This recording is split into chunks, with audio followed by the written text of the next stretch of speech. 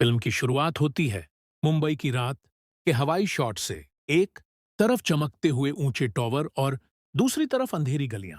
Arthur road jail के अंदर guards high security wing में पहरा दे रहे हैं, जहां एक कैदी सबसे अलग नजर आता है। कार्ल भोजराज, लगभग 28 साल, ठंडा, शांत और खतरनाक दिमाग वाला। बाकी कैदी जहां झगड़ते या मायूस रहते हैं, वहीं कार्ल अपनी सेल की दीवारों पर चौक से पहेलियां बनाता है। बाकी कैदी उसे कहते हैं डेथ का प्रोफेसर। सालों पहले वो कई कत्लों के केस में पकड़ा गया था।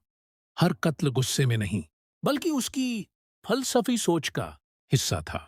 डिटेक्टिव विक्रम जेंडे, लगभग 42 साल, वही अफसर है जिसने उसे पकड़ा था।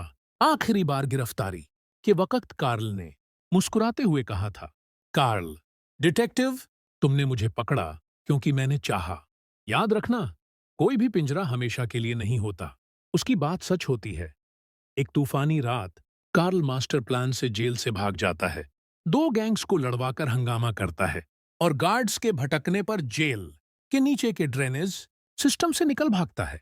सुबह तक पूरी मुंबई में खबर फैल जाती है, खतरनाक कातिल कार्ल भोजराज जेल से फरार। कमिश्नर तुरंत झेंडे को बुलाता है।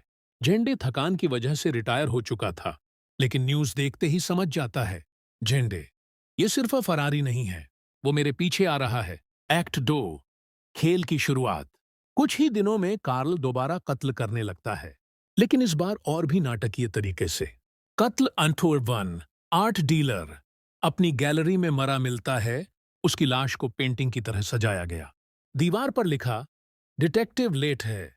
कत्ल अनवर 2, बैंकर, बोर्ड मीटिंग में झर देकर मारा गया। कांच की टेबल पर उकेरा गया शब्द लालच। कत्ल डॉक्टर 3, वकील, अपनी टाई से अदालत में गला घोंटा गया। नोट पर लिखा, न्याय अंधा है पर मैं नहीं। हर सीन झंडे को ताना मारता है। मीडिया सनसनी मचा देती है, पब्लिक डर जाती है। झंडे की नई पार्टनर इंस्पेक्टर मीरा देशमुख, लगभग 28 साल, उसका बहुत सम्मान करती है। वो कहती है, मीरा, सर, कार्ल की तरह सोचो, तभी पकड़ पाओगे। लेकिन झंडे चेतावनी देता है, ये झंडे, उसके दिमाग में झांकोगे तो वो तुम्हें खींच लेगा। संभलना। जल्दी ही झंडे समझता है कि कार्ल 7 घातक गुनाहों, 7 डेडली सिंस पर आधारित कत्ल कर रहा है, मुंबई के अमीर और ताकतवर लोगों को निशाना बनाकर। झंडे और कार्ल के बीच दिमागी जंग शुरू होती है। कार्ल उसे फोन पर पहेलियां और ताने भेजता है। कार्ल फोन पर अब भी अपनी जिद्दी, इंसानियत से दुनिया बचाने चला है। सबको नहीं बचा पाओगे डिटेक्टिव, कुछ गुनाह सजा मांगते हैं। जेंडे पागलों की तरह केस स्टडी करता है। कार्ल का पुराना अतीत, उसकी फाइलें, साइकोलॉजिस्ट से बातें। पता चलता है कि कार्ल का बचपन बेहद दर्दनाक था। उसका बाप मिल वर्कर था, हड़ताल में मारा गया। कार्ल अनाथ हो गया, गरीबी में पलता गया। यही जख्म उसकी सोच बना। ताकतवर लोगों को खत्म करो, जो गरीबों का खून चूसते हैं। उसकी बीवी समझाती है, बीवी, ये आदमी पहले ही तुम्हारी जिंदगी तबाह कर चुका है, अब फिर से मत डूबो। झेंडे, अगर मैं रुक गया तो पूरी शहर डूब जाएगी। खेल और खतरनाक तब होता है जब कार्ल मीरा को अगवा कर लेता है। वो झेंडे को कॉल करता है, कार्ल, तुम्हारी चैली तेज है, लेकिन मुझसे तेज नहीं। अगर सुबह तक मेरा आखिरी पहेली हल ना की तो इसे मरते देखोगे। पहेली का इशारा बायकुला की पुरानी टेक्सटाइल मिल की तरफ होता है, वही जगह जो कार्ल के बचपन के जख्म से जुड़ी है। बारिश से भीगी टूटी खिड़कियां, जंग लगे मशीनें, अंधेरे में चूहों की दौड़। झंडे टॉर्च लेकर अंदर जाता है। बीच में मीरा कुर्सी पर बंधी है, बॉम्ब से लदी। परछाइयों से कार्ल निकलता है, जैसे स्टेज का हीरो। कार्ल, स्वागत है डिटेक्टिव, आज मुंबई असली इंसाफ देखेगी। दोनों आमने सामने बहस करते हैं।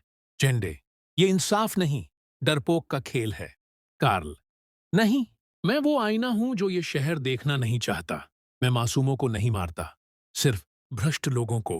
तुम्हारा कानून ऐसा कह सकता है। झंडे चुपचाप बॉम्ब का वायर समझने लगता है।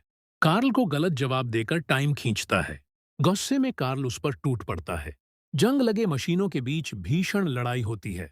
बिजली की चिंगारियां, बारिश और हिंसा। आखिरकार झेंडे उसे हरा देता है। बॉम्ब को डिसआर्म कर मीरा को आजत करता है। झेंडे कार्ल को दबाते हुए। हर खेल का अंत होता है कार्ल, और ये खेल खत्म। एपिलॉग। परछाई बाकी। कार्ल को फिर से जेल में भेज दिया जाता है। जाते जाते वो मुस्कुराता है। कार्ल, हर पिंजरे की चाबी होती है। जब तक मैं जिंदा हूं, खेल चलता रहेगा। सुबह का सीन। झेंडे मरीन ड्राइव पर खड़ा है। चेहरा जीत का भी है और एक नए बोझ का भी। झेंडे धीरे से। शिकार अब भी बाकी है। कैमरा दूर जाता है। लहरें और शहर की स्काईलाइन एक साथ मिल जाते हैं। ऑडियंस के दिल में बेचैनी छोड़ जाते हैं, क्योंकि कार्ल भोजराज की परछाई अब भी जिंदा है।